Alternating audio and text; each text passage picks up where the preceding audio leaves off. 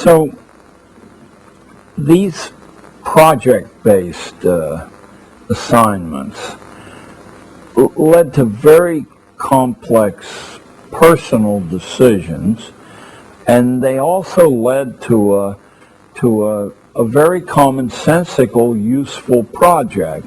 In this case, each kid would have a floor plan of an apartment, and I made it as realistic as possible by cutting floor plans of apartments out of the Sunday newspaper real estate sections, and then I would ask them to construct little colored paste-ons for chairs, for sofas, or for whatever else they wanted in the apartment, and they were to submit that to me with an itemized bill and a total sum, including sales tax, that they would require. What we quickly were able to come to the conclusion is that in most of my classes, nobody could do that.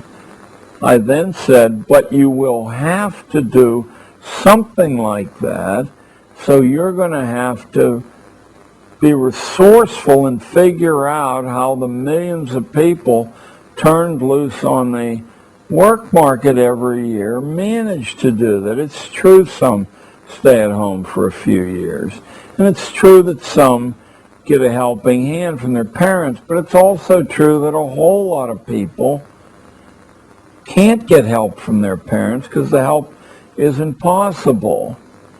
So what are some of the other solutions?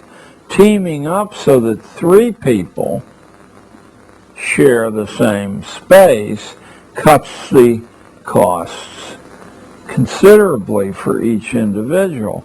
That's certainly one thing.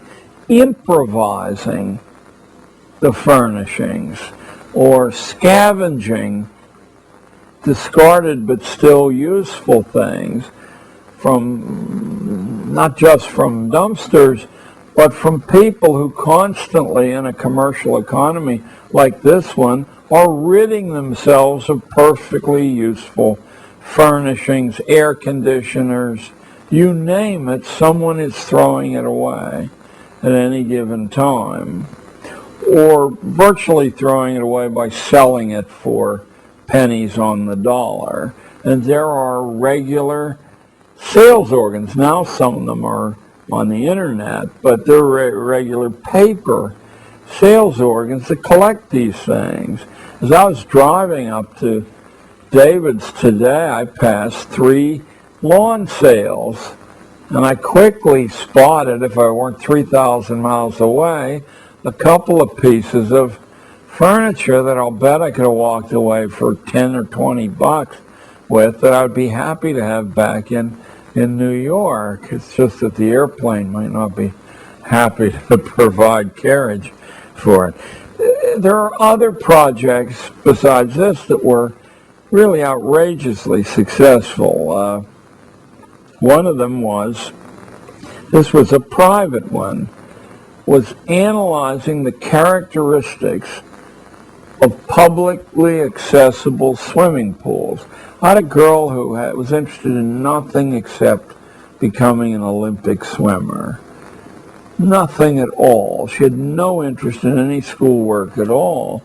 But I said, what are the best public pools in New York City? The 5 boroughs. I mean, it's 300 square miles. And she said she didn't know. And I said, well, as a swimmer, how would you determine whether a pool was excellent or good or mediocre or bad? And what are the characteristics you'd spot? And she was able to name 6 or 7 of them. And I said, well, suppose you take this checklist that you created and you spend the next couple of months going from swimming pool to swimming pool, creating a consumer's guide to public swimming pools in New York City. I said, I would be certain that there would be local magazines interested in paying you to print that. Maybe even a little guide that could be sold on bookstalls there. So that was outrageously successful for one person. One of the things that everyone liked to do was to shadow either their father or their mother, or occasionally an uncle or an older brother or sister at work. Shadowing means you don't say anything. You travel around with that person and you log exactly what that person is doing. Made 10 phone calls between 9 a.m. and noon. Spent an average of 3 minutes, shortest 30 seconds, longest 8 minutes.